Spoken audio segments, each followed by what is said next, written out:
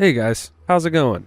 I've got another story for you today from the very talented Saturdead from Reddit. All their links will be down in the description. You should definitely check out more of their work. And while I'm reading this story today, I'm going to be in the nether trying to get more netherite so I can have full netherite again, since I lost it all last time. Without further ado, let's go ahead and get into it. Today's story is from r/nosleep from user Saturdead.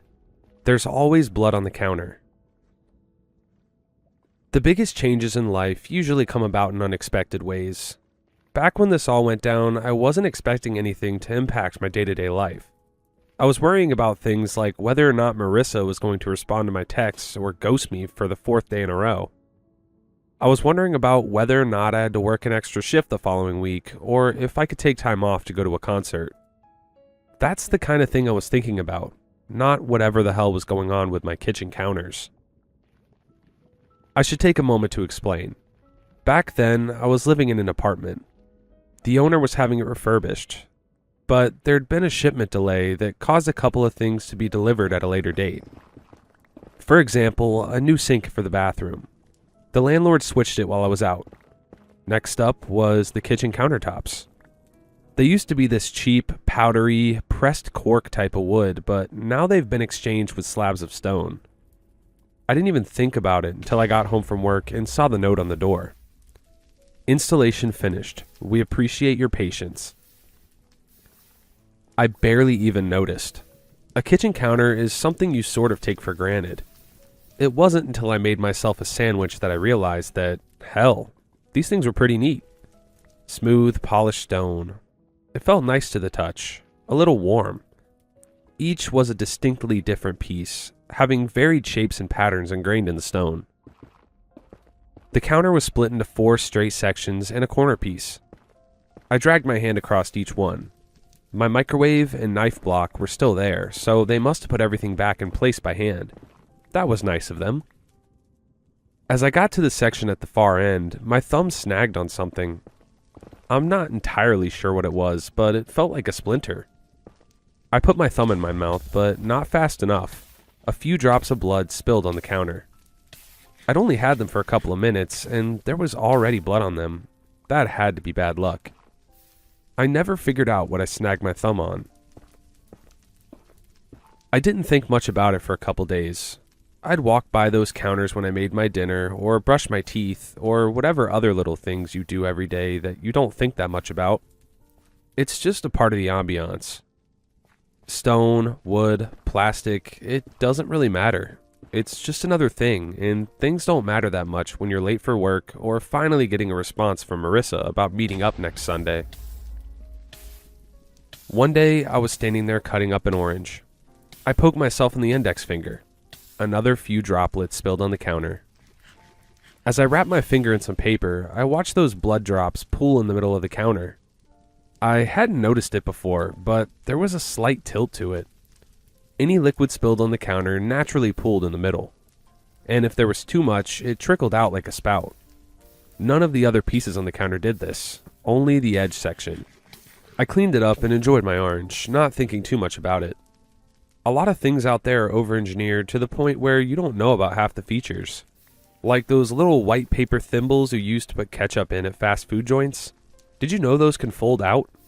They can get twice as big. It's the kind of little thing you can go your whole life without noticing. For about a week, everything was as it should be. Work, having a coffee with Marissa, getting to bed early, just the everyday cycle of things. I did notice I was having a streak of bad luck though. There was always something bothering me, but it was usually a mild annoyance. A paper cut, brushing my teeth a little too hard, biting down on the corner of my nail until a little red dribbled out. Stuff like that. But every time it happened, I couldn't help but notice a couple of things. First, that it almost always happened near that kitchen counter. And second, that whatever little drop of blood was spilled always pooled so naturally in the center of it, like the countertop was built for this. I remember the thought sneaking up on me like a prowling cat. I was having a sandwich in the kitchen after a night out.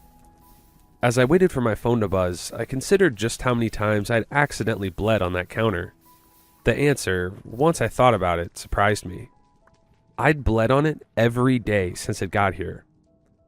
It seemed unlikely, but once I mapped it out, that was the truth of it. I always flossed my teeth while walking around the kitchen, and my gums were not in the best of shape. A little blood there. I had this scab on my arm that, when scratched, bled a little. Another few drops there. A paper cut here, a slip of the knife there, a particularly bloody steak. One way or another, for about a week, there'd been blood on that counter every single day. I chalked it up to bad luck, and even then, it was at most a curiosity. As soon as the phone buzzed, the thought fled me like a startled bird darting for the sky. Yeah, bro, I'd be getting rid of that counter. Actually, no, I wouldn't get rid of the counter. I'd just be moving out. I did start to pay a little more attention, though. I was being a bit more careful. I stopped walking around while brushing my teeth, instead resorting to sitting down and counting out the seconds. I started preparing my food on another section of the counter, as if depriving the edge piece would somehow grant me some modicum of control. But even so, a couple of drops would make their way to it, one way or another. Sometimes when I wasn't even paying attention. For example, one day I smacked a particularly large mosquito on it, leaving a little blood stain. Another time I had a nosebleed, and I didn't even notice it until it got on my hands. Despite my, albeit minor, acts of resistance, a couple of drops would find their way to that counter either way. That's where that alien thought hit me for the first time. There's always blood on the counter. I've always been a bit superstitious. I avoid breaking mirrors or walking under ladders. Hell, I don't say thank you when someone says bless you after a sneeze. I've heard that's bad luck too. It's not so much that I actually believe the universe will turn against me if I abstain from certain rituals, but it's more like a set of behaviors that have imprinted on me over the years. I think we all have things like that, which we just need to do. Little misconceptions and superstitions that keep us believing things work in ways they don't.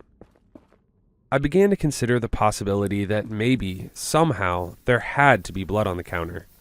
I didn't question how or why, but the idea itself added up. There had been a little blood there every single day, that much was true. It had all been from a series of little misfortunes, but that didn't change the fact. But I think what made me uneasy was that little groove, that slight tilt, making every drop of liquid pool in the middle.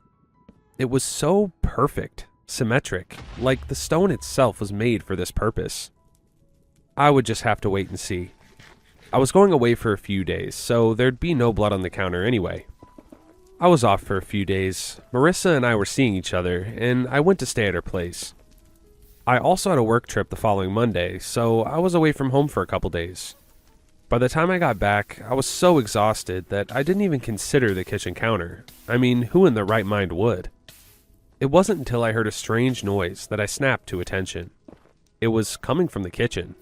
I put down my bag and noticed two distinct and recognizable sounds long before I stepped through the kitchen doorway. One sound was the hiss of a sudden wind. The other was the buzzing of flies. There was a dead bird on the floor. It had crashed through the window, slammed into my kitchen, and died. The flies were already feasting on it. I could see them crawling all over, their wings twitching. From a distance, it looked like static, these little black dots spread out in a random pattern, the only constant being their movement. And, as always, there was blood on the counter. The landlord, a tall and skinny guy in his late 40s, had me put up a cardboard patch on the window while we waited for a replacement panel. When he came up to inspect the damage, he dragged his finger across the edge of the broken glass. Naturally, he got a little cut. As he hurried to wash it off, a couple of drops of blood spilled on the counter, which, of course it did. What is it with people and having to touch things that we know will hurt us? "Gonna be a few days," he mumbled. "How are you enjoying the countertops? Pretty neat, huh?" "Yeah, neat," I said, nodding along. "Much smoother." "And tougher," he added, giving them a tap. "Gonna need a sledgehammer to make a dent in this thing." "You know what they're made of? Some kind of stone. Limestone, I think." He patted the stone and went on his merry way, turning only when he got to the door. "I'll have the window fixed by next week. Sorry about the hassle." While the dead bird was gone, the flies remained. They pooled around that countertop, as if still sensing something in its grooves. Then again, maybe they knew there'd be more blood to come. Either way, they were there to stay. I had to get a fly swatter and hang it next to my fridge. I got a blue one with a sunflower on the handle. As I was heading to work one morning, I knew I'd be gone pretty late. I was seeing Marissa after work, and chances were I'd be spending the night there. That made me pause. If I were to leave, would another bird come crashing through the window? What other absurdity could happen? Then again, nothing could happen. There was no evidence pointing to this being anything else than my superstitious mind making up ghost stories in my head. And yet, the buzzing of flies told another story. They weren't around for make-believe. They wanted blood. I don't know what made me hold my hand out over the countertop. I had a small cut on my thumb, and applying just a little bit of pressure made a blood drop spill out. I didn't feel a thing as it plopped into the groove, centering itself perfectly on the counter. I don't know why I did it, but I felt this ease in my chest, like I'd set something straight. I could walk away with a good conscience. The following weekend, Marissa was having a get-together with some of her friends. I had planned to go, but at the last minute, she had to cancel. There had been a leak in her bathroom. On a whim, I offered to have her relocate to my place for the night. We hadn't been dating for that long, but this would be a good time to meet some of her friends and break some ice. It took some convincing, but she eventually came around to it. Marissa arrived early. We made some appetizers together and prepped some cocktails. She spent at least 2 hours putting together a playlist. I made a little poster and put it up in the hallway, telling my neighbors we were having a get-together. All fairly normal casual party stuff. It was nice though, it felt very coupley. We hadn't done a lot of that stuff before. We were expecting about 10 people, but some of them brought plus ones. Some younger folks barely in their 20s, mixing with some work friends well into their 30s. Some brought wine, others stuck to smiles and snacks. My entryway was too small to fit all the jackets. We had a nice enough time. Marissa butterflied from one group to another, gossiping and chatting away, leaving me to handle the practical details. Getting things from the oven, filling up bowls, putting out glasses, opening wine bottles, that kind of thing. Meanwhile, she was floating around, having people admire her fancy new dress. It wasn't that fancy though, it cost less than $30, but to her credit, she wore it well. I was, admittedly, in a bit of a mood. Marissa had barely introduced me to any of her friends, and I hadn't heard her mention me as the boyfriend to any of them. It was something we'd discuss, her reluctance to actually outright commit to the relationship. Instead, she just introduced me by my first name and rushed off to the next adventure. It frustrated me. It's an ugly feeling. We had some fun, though. There were a couple of party games, plenty of drinks to go around, and the kind of half-shouted, semi-private, late-night philosophizing. Wow. I'm leaving that mistake in because I think it's funny. Philosophizing that can only come from an abundance of wine and a comfy kitchen chair. I didn't learn a single name from those who came that night, but I remember our many talks about ridiculously deep topics. No, wait, I think there was a guy named Kibble. He had a whole thing about probability that he talked about. Sometime around midnight, things were getting hazy. I'd had a couple too many drinks, and about half the guests had left. Those who remained had dedicated themselves to finishing what was left in the bottles left behind. Marissa was half asleep on the couch, clinging to one of her friends and nearly snoozing on their shoulder. Meanwhile, I was in the kitchen washing up a wine glass. One of the guests had a thing about not wanting to refill their glass. It had to be cleaned in between pours. I don't mind. It was nice to get out of that room for a bit. I don't remember her name, but she was one of the younger guests. She came in, grabbed the wine glass, and leaned against the counter. She grasped her wine bottle and absent-mindedly made small talk as she waved it around. She had a lot of big ideas and big words, making the sway of the bottle go further and further. Finally, as she waved away a fly buzzing near her face, she smashed the wine glass. Out of instinct, she tried to grab the pieces. She closed her fingers around the sharp edges and froze. She bled from her hands. The others rushed in to see what was going on. I don't think they noticed the flies had been there all along. As I looked at the others, I realized something unsettling. As blood pooled in the center of the counter, no one looked worried.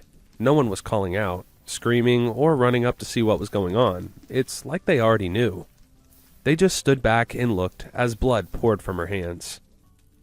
She didn't seem to mind either. No urgency, no call for a band-aid, nothing. She could take one step to the left and have her hands run under cold tap, but instead, she just stood there, letting the blood pool on the counter. As I looked around the room, I was the first to speak up. "Should I call an ambulance?" There was no response. Instead, she squeezed her hands a little, forcing out another dribble of blood. The others just watched. "Are you okay?" Again, nothing, just the buzzing of flies. After about a minute, she moved over and ran her hand under the tap. Marissa got a fresh towel from the bathroom while I moved over to sweep up the glass. Not 5 minutes later, they all said their goodbyes and left, even Marissa. She was supposed to stay the night, but she'd snuck out like the rest of them, leaving me to clean up that mess on my own. And yeah, she was ditzy. A bit irresponsible, but I don't think that was a matter of carelessness. There was something else in the air. The groove on the counter was full, like an overflowing cup. The blood had reached the spout, making it drip on the floor. I stood there for a while, just watching it. The whole thing felt wrong, like I'd been complicit of a crime. It's like the air of the room had been sucked out, leaving everyone fatigued and fearful. Like the life of the party spilled out onto the floor. By the time I got my soapy mop out, close to 2 a.m., the flies were already gathering. No matter what I think happened, the blood on the counter was real. I could wash it away, but that didn't change the fact that it happened. I decided I was going to do something about it. I called my landlord and tried to have him exchange it, pointing out the groove as a construction error. It wasn't bad enough to make a glass tip or spill, but it was a clear imperfection. He agreed that it was bad, but replacing the whole thing would be expensive. Instead, he settled on a compromise. He'd come by with a bunch of tools and smooth it out himself. He was a handy guy, he could do it. I was a bit skeptic, but it was better than nothing.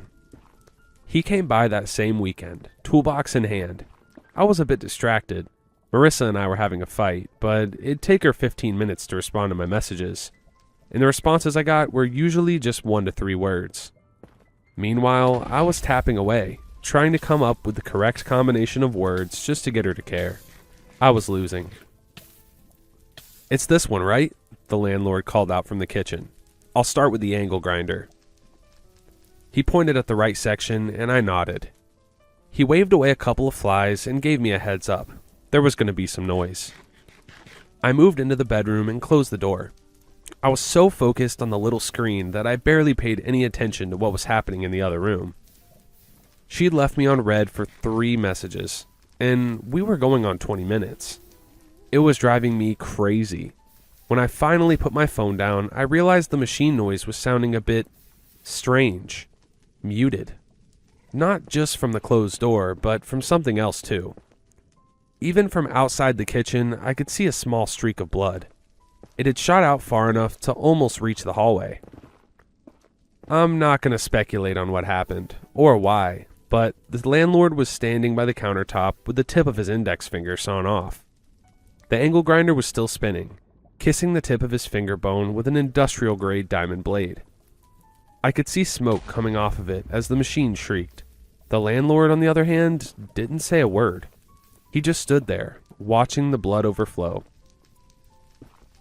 I pulled the plug on the grinder, and he slowly snapped out of it, but he never really caught on to the kind of urgency a situation like this demands. There was no rush of adrenaline or desperate calls for help. He just nodded, excused the mess, took his tools and left. He'd fixed absolutely nothing. As I waved away a couple of flies, I'd realized he left the tip of his finger on the counter. I could barely see it from the mass of black dots swarming it, rubbing their wings together. I think that's the moment it finally sunk in. I wasn't dealing with something normal or rational. For all intents and purposes, there was some kind of will and way acting on its own, pushing one fact beyond a strange fiction. There would always be blood on the counter. I spent some time looking up what I could do. There wasn't really that much to say. The countertop was made of limestone, cut and prepped in Mexico. It was imported and assembled stateside. That was pretty much it. The company was still very active, and there were no signs of there being anything unusual about them. They had plenty of limestone countertops, and everyone seemed happy about them. No crazies in the comments ranting about blood. I did drop into a couple of rabbit holes. For example, a lot of old Mayan temples were made out of limestone too. They constructed everything from temples to altars in that same material. It's not that strange, really. You can make a bunch of stuff with limestone. I remember listening to a short documentary about the Mayans as I mopped the kitchen floor for the second time in less than a week. My mop was getting this sickly pinkish hue from having been dipped in a deep red over and over. I tried washing it a couple times, but I could still see the red in it long after it was gone. I ended up sitting in the kitchen, completely forgetting to check Marissa's reply. Instead, I looked at my countertop, trying to figure out what the deal was. This crazy thought came to mind. Maybe it wanted to be something else. Much like how I'd wanted to be a cowboy growing up. Maybe this was a way of lashing out or realizing some kind of untapped potential. It was impossible to know for sure. The flies followed the tip of the finger all the way into the garbage. Over the next few days, things with Marissa got progressively worse. We got into another fight, and when she outright said she wasn't sure that we were actually dating, I called the whole thing off. I wasn't going to stand for that. I spent some time with my friends, took a couple extra shifts, and tried to keep busy. Or maybe I just didn't want to go home.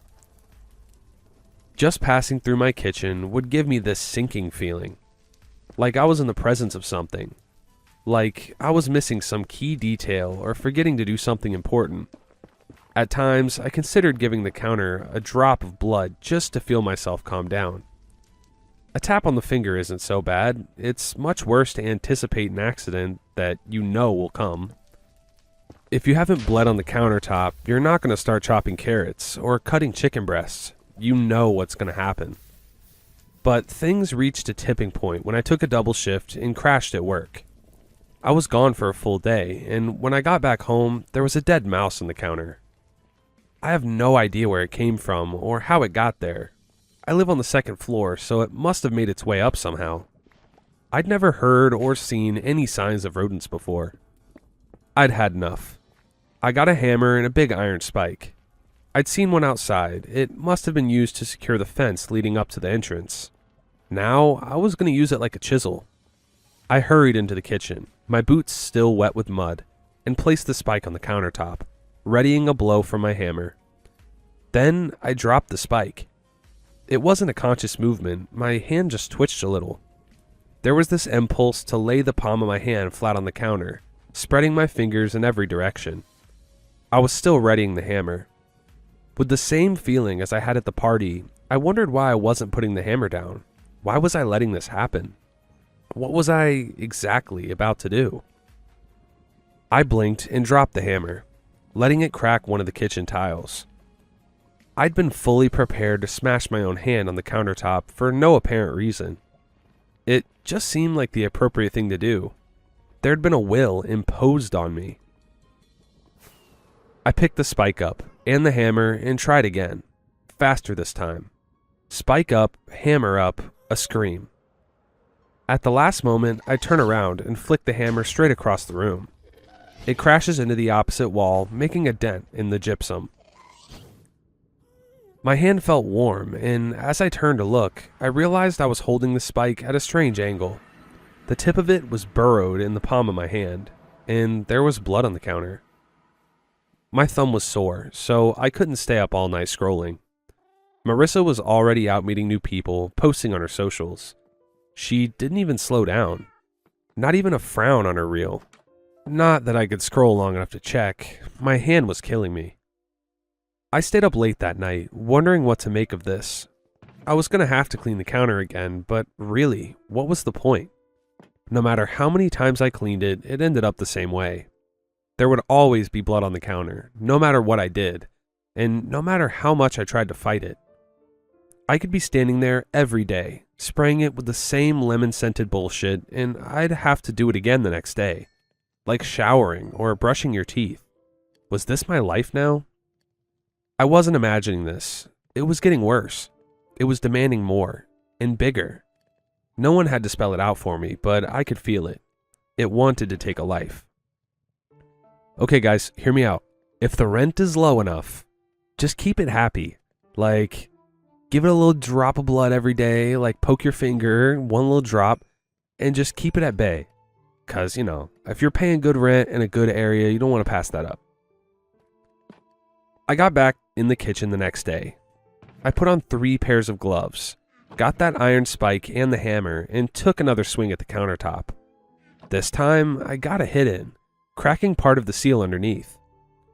It took a couple of tries, and I smashed my own thumb once, but it was progress.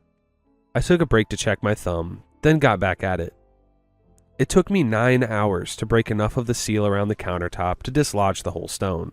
By that time, my hands were a wreck, and there were bloody handprints all over the damn thing, but I got it done.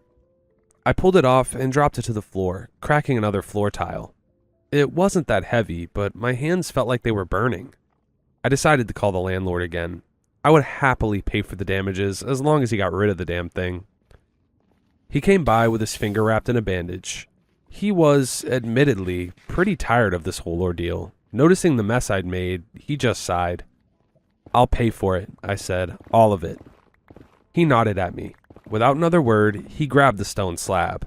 But instead of heading for the door, he stopped for a moment. There was something about the look in his eyes that made me uneasy. His mind was a mile away. He was looking at nothing. I snapped my fingers at him, but he didn't as much as blink. Instead, he raised the stone slab like he was Moses holding a commandment. "What are you doing?" I asked. "Hello?" He looked at me, then shook his head. He looked down at the stone, letting out a frustrated grunt. And in a fit of frustration, he took a step back and flung the entire slab out the window. Glass everywhere. The damn thing sailed through the air, landing with a meaty thud. The landlord shrugged at me, gasping for air.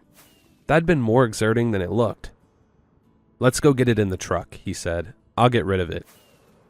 We went down the stairs together, but something didn't feel right. Not just because of the action of throwing something out a window, but it seemed too easy. I'd fought to get that thing off, but he'd thrown it out without a second thought. It didn't add up. Coming outside, I could see I was right. Turns out, a neighbor had passed my window just as the landlord chucked the slab. That meaty thud was not a chunk of stone hitting the lawn, and not a matter of messing up the community garden. It was an adult man having his head caved in against the pavement. It felt so unreal, seeing a full body in a colorful sports jacket with half their head cracked on the ground. There was still movement, a fading pulse. People were coming out from all over. It felt like descending into a nightmare, and I didn't know whether to run or cry or scream. I ended up doing neither. I just stood there, like the guests of my party.